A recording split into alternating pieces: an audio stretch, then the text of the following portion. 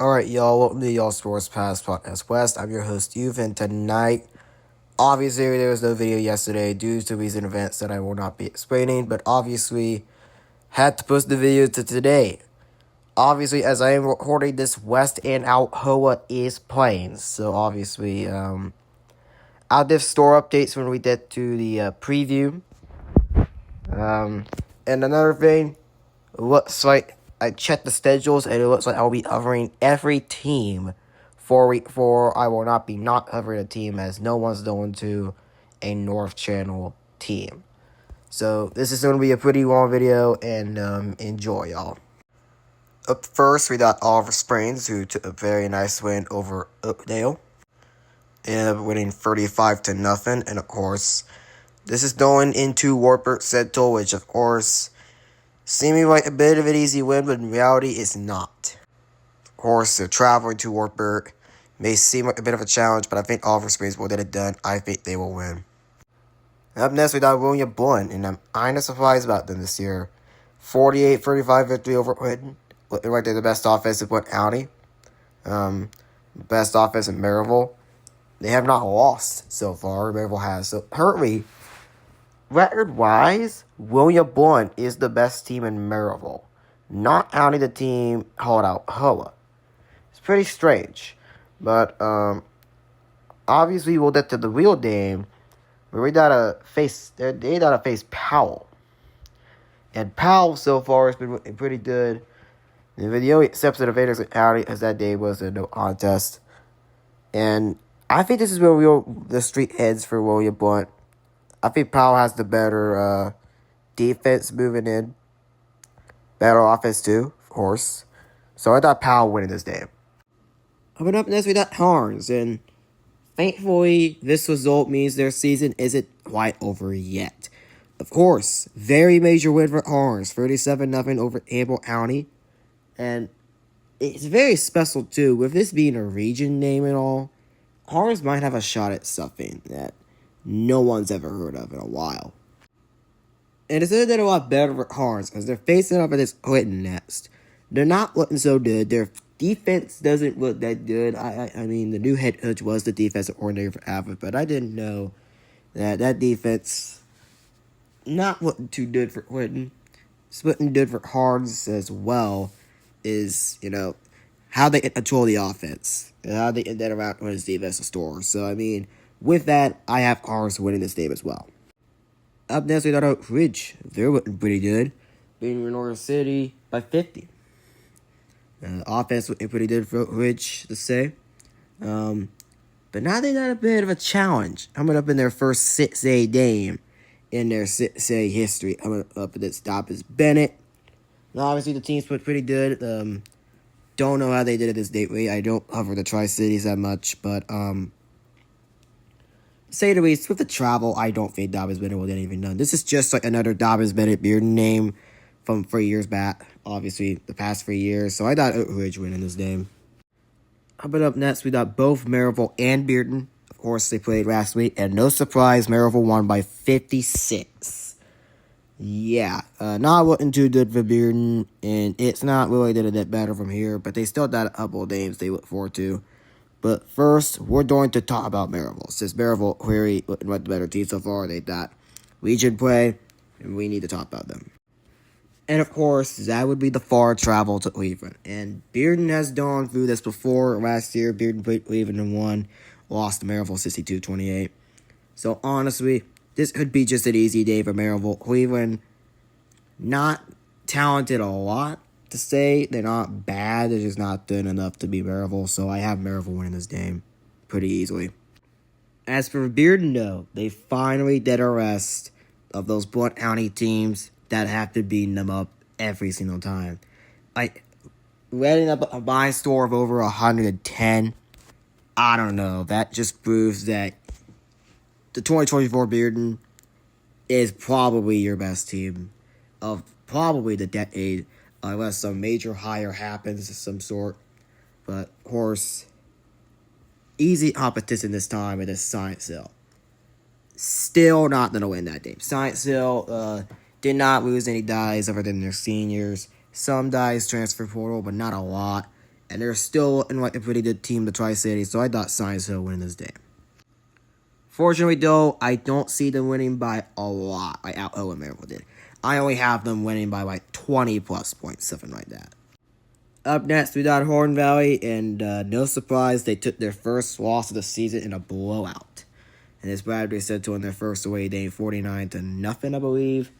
Obviously, that's not a good result for Hardin Valley, but it's probably just proving that Bradbury Central is a pretty good team, and Hardin Valley wasn't even able to beat them regardless.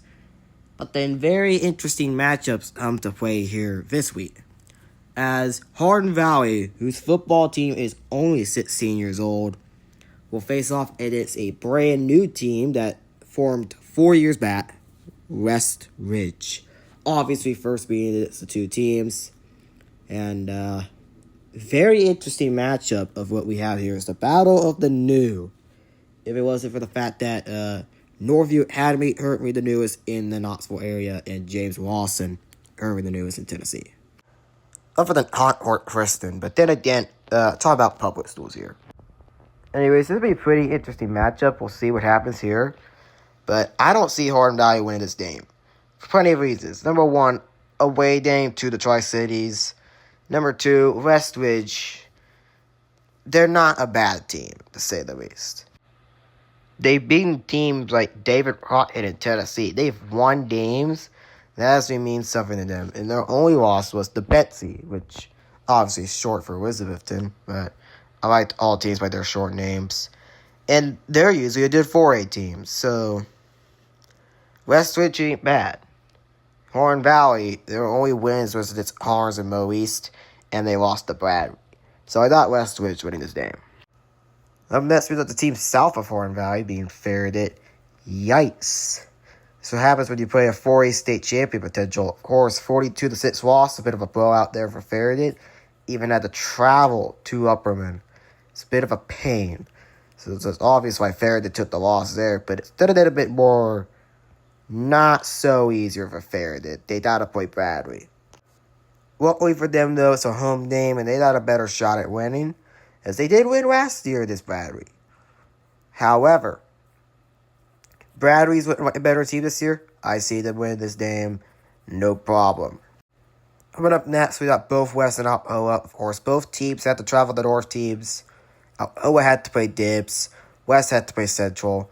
Those will be covered on the North channel. But this is a pretty interesting matchup here. The game is currently going on as I am recording this. So far as I've checked, no score on the game, but 0-0. No idea what happened on that first drive, but we'll get updates as we go on to the end of the video. But currently right now, to say the least, it's probably more likely that Alcoa is going to blow out West. I checked the Lively Thursday YouTube comment section, and some people say this game's going to end up in a mercy rule. I doubt it, but I do think Alcoa is going to blow out West. West just is not the same as last year. They lost to Central, and that will be over the North channel too. I thought Alcoa would win this game by a lot. Coming up next, we got both Heritage and South Doyle. Obviously, this game would end up in a Heritage win. I just do it your final score of 35-14. Obviously, Heritage went well in that game. South Doyle, they look like a team that could be Heritage, but Heritage was just a bit better. Obviously, won by 21. But there are other games South Doyle can win, and they got playoff hopes too. So, not over for South Doyle. Now, let's talk about Heritage first in this game. Obviously, first off, Heritage has to face off against Anderson County, who has all of Bearden's dies and has Damon Lavelle as a QB as JD Dome's injured. Obviously, it won't look good for Heritage. I have AC winning this game, no problem. Now, before we get to the surprise game of the week here, obviously, the day I'm recording this is September 11th, as of course, this video will also be posted on September 11th as well. And of course, I'd like to take the time to, of course, talk about the 24 years ago of what happened in the 9/11 attacks. Obviously, we all know it was a tragic moment in American history. And of course, it has to be talked about before we get to the day of the week.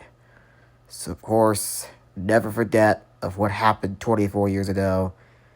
And hopefully it did a better future in moving on forward.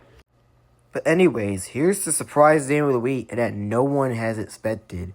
Salvador Doyle is hosting Game of the Week, and it's harder. As I feel like with both teams being 2-1, I feel like it's kind of the best matchup of the week. So all the others will be technically blowouts. Salvador Doyle is looking like a team that can, win games. Harder is looking like they improved from last year. So who do I think is going to win this game? It's probably still going to be Harder. I mean, Harder has more talent. Salvador Doyle, they beat teams like Austin East and Harms. So, honestly, not that much from Salvador Doyle. I still think this is game of the week, but I have Harder winning this game. So before I sign off, obviously update on the Out West game. It looks like the Tornadoes have scored their first touchdown of the day. They are now up 7-0. Anyways, this is the All Sports Pass Podcast West. Make sure to like and subscribe. Obviously, subscribe to the North Channel too. You sign out.